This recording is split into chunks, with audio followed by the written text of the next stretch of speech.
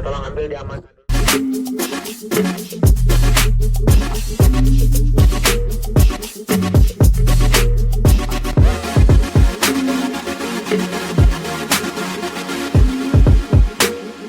Halo, selamat pagi. Ketemu lagi sama gue, Benny Saputra dari YouTube channel One Tree Motor Shop. Apa kabar semua? Semoga senantiasa banyak rezeki, diberi kesehatan, sejahtera selalu, sehat selalu, bahagia selalu. Kita hidup cuma sekali, jadi kalian benar-benar harus menghidupi hidup kalian dengan baik dan bertanggung jawab. Top. Dah. Oke. Ini adalah hari yang spesial. Ini tanggal 15 Juli 2020, kita mendapatkan undangan dari Kawasaki. Aduh, ini benar-benar we feel very honored ya, diundang untuk testing Kawasaki ZX25R di Sentul International Circuit. Sentul Circuit, udah nggak internasional lagi. So, stay tune, jangan lewatin video ini.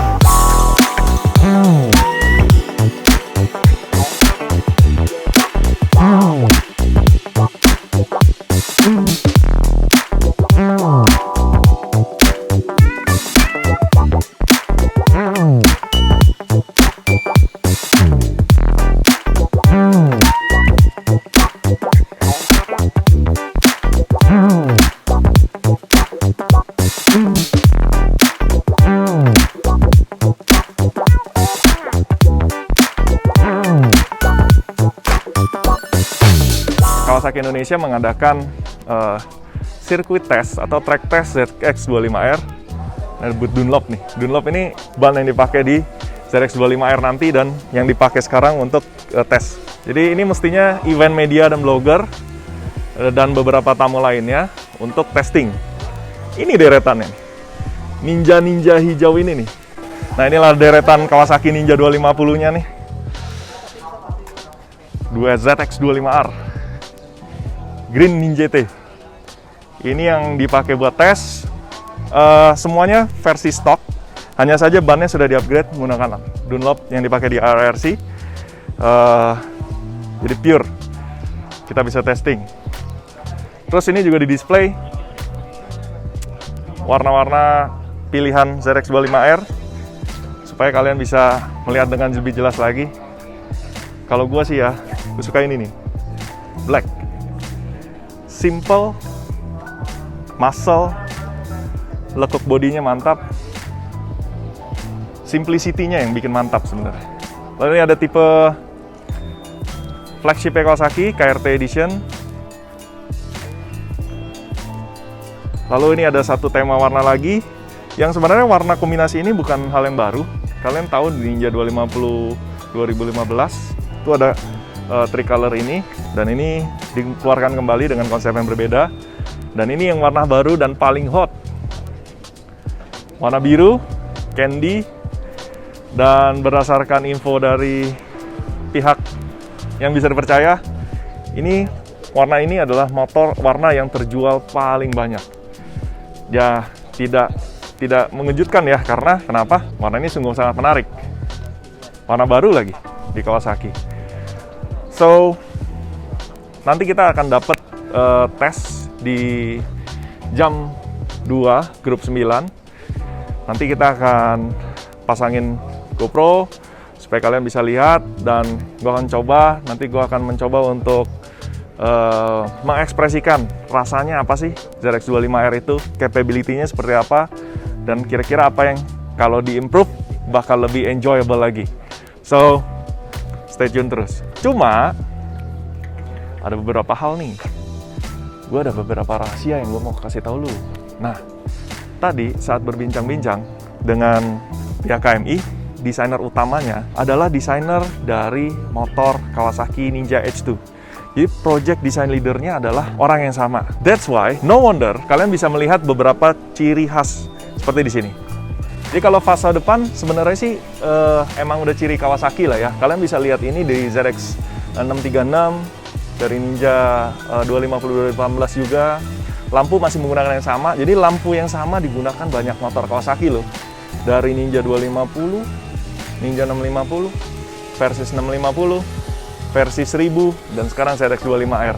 Sepertinya itu adalah sekarang jadi hal yang agak lumrah ya. Maksudnya Di mana dengan hal tersebut mereka bisa efisiensi, sehingga harga motor ini pun juga menurut saya harganya mungkin kalau dilihat angka terkesan mahal, tapi sebenarnya dengan apa yang kalian dapatkan itu sebenarnya value-nya lebih daripada apa yang Anda bayarkan.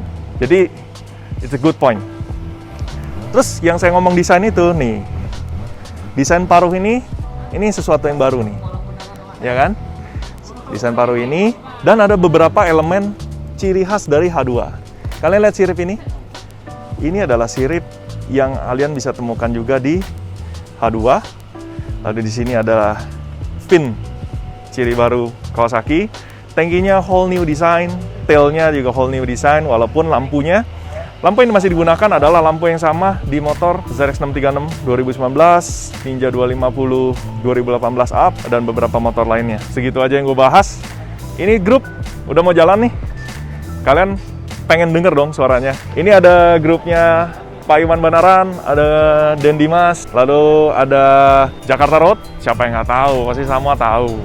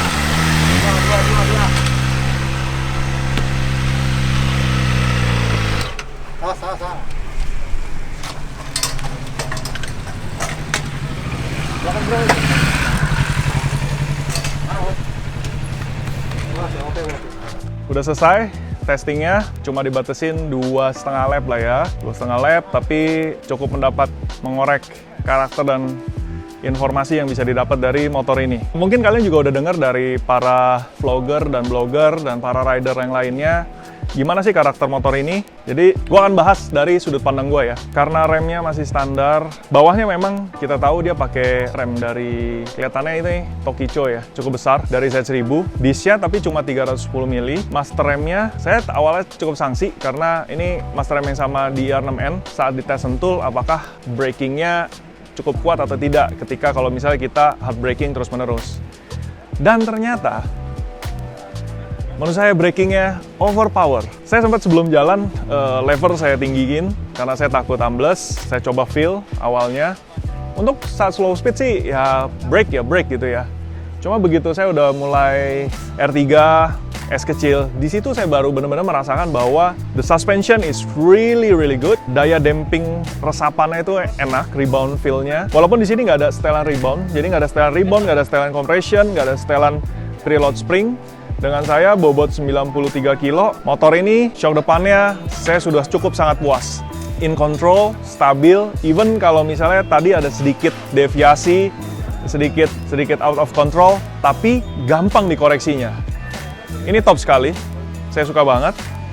Jadi frame, chassis, kalau kita nggak buka semuanya, jadi gue belum bisa lihat. Tapi chassisnya juga sangat mantap, dipakai buat ngeflip, dipakai buat corner, sangat stabil. Ini sistemik kali ya. Frame, suspension, itu adalah satu kesatuan.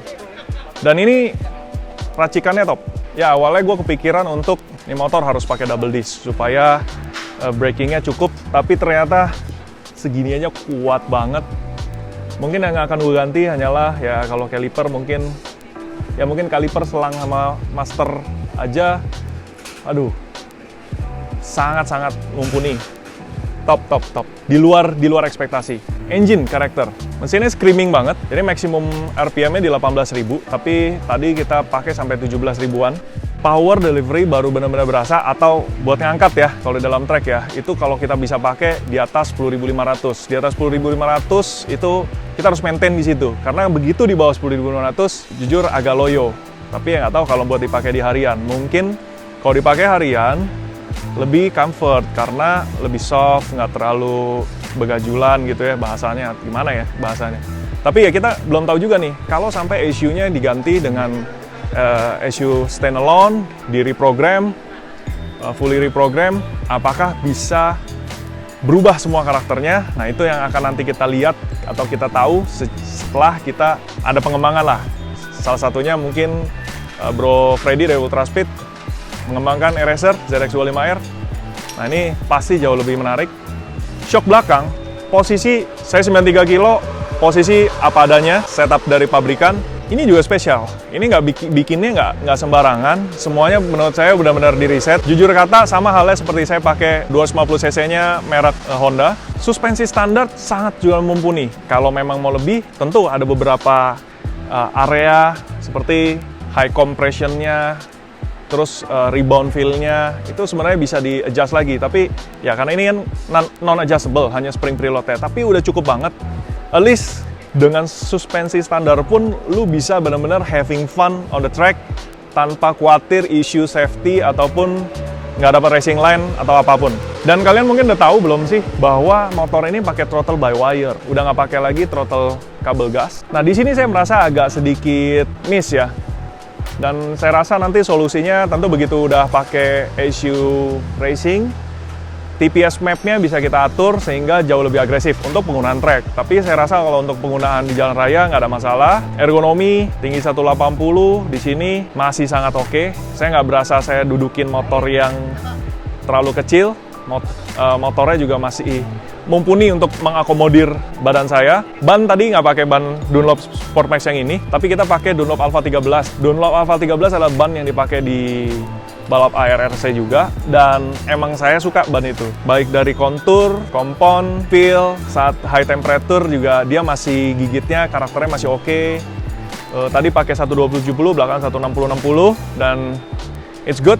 Saya sebenarnya penasaran, tadi baru dikasih 2,5 lap kan, jadi baru fit on sebenarnya. Pengennya gali gimana reaksi motor ini kalau dipaksakan atau gimana beloknya bisa lebih kita push gitu. Kalau di push, gimana karakternya? Apakah dia akan mengesankan atau oke, just a bike gitu. Motor ini jadi intinya memang genrenya semi sport touring. Tapi buat kalian pakai buat untuk harian atau daily commute, touring, semi touring, ini sangat enak. Anda bisa merasakan feel sportnya tetap berasa. Dan kalau Anda mau pakai sebagai track weapon, tentu ada beberapa adjustment, salah satunya footstep. Footstepnya, motornya dibelokinnya, dimiringinnya asik, bisa, tapi ya posisinya pendek sekali, jadi rawan. Tapi begitu footstep dirubah, mungkin stang di posisi lebih ngebuka sedikit, pasti jauh lebih enak. Suspensi tune dikit, braking sih oke, dengan exhaust, ECU, intake, pasti enak. Untuk Kawasaki ZX25R yang dijual oleh Kawasaki Indonesia ini, dengan harga yang standar nih, 96 juta, jujur ya, I don't have any problem with the spec. Katanya tanpa QS, gue lupa satu hal. Sini. Dia nggak dikasih quick shifter. Sedangkan yang 3 ini dikasih. Nah, saya mau kasih unjuk nih. Ini spesialnya Kawasaki. Dia bener-bener, kalau kayak gini gimana ya? Kalau ada pabrikan motor, bikin motor yang bener-bener pakai passion. Dia kasih kita ini loh, quick shifter bawaan. Quick shifternya bagi saya tidak mengecewakan, cukup oke, cukup enak, tapi ada satu yang spesial. Tadi disebut-sebut di dalam katanya QS up and down. Bagi saya itu sebenarnya analogi yang salah, karena quick shifting itu sebenarnya kan buat accelerate. Jadi kita saat upshift, saat kita naik gigi. Turun giginya, ternyata ZX25R ini sudah dilengkapi dengan auto blipper. Yes, bukan hanya seperti di motor lain yang ada mematikan sesaat, tapi ini benar-benar auto blipping. Gini, kalau motor sudah dilengkapi dengan auto blipper, basically ini motor di-create buat siap untuk track weapon. Itu sih. Gue quite amazed, ZX6, ZX10 itu tidak dilengkapi dengan auto blipper, sedangkan motor ZX25R ini malah dilengkapi dengan auto blipper. Itu kacau sih. Kawasaki itu, wah top.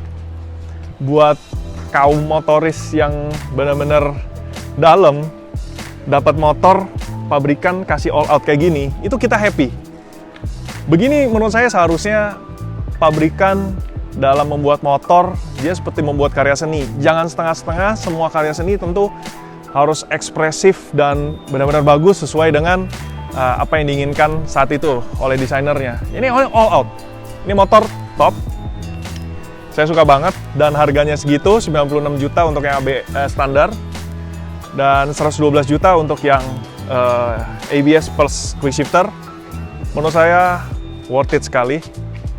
Apa yang Anda terima dan rasakan lebih daripada apa yang Anda bayarkan. Saya bukan marketing Kawasaki, saya hanya seorang yang passion di dunia motor. Saya memang benar, saya punya usaha di bidang motorbike karena sekaligus passion saya. Saya membedakan dua hal ini, di mana saya menjadi seorang profesional trader dan seorang profesional, bukan profesional, saya seorang hobis.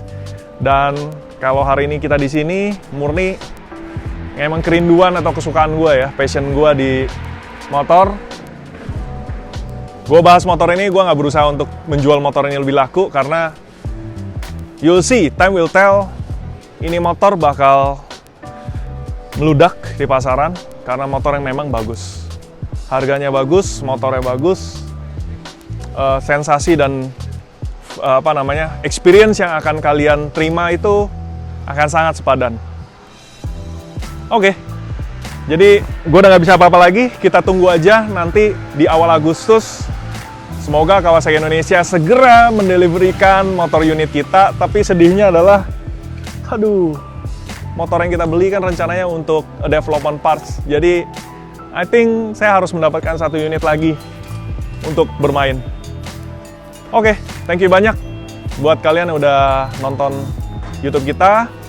Kalau mohon maaf kalau ada salah kata, thank you buat Pak Michael, Pak Cipto, Pak Halyong, lalu Pak Tobun, dan semua yang berperan di sini. Ini semua rata-rata juga temen. Thank you banget udah dapet kesempatan ini. Nah itu ya, penting. Menurut gue penting. Gue di sini tentu itu kesempatan yang Tuhan kasih, jadi harus bersyukur. Dan can't wait to have the bike.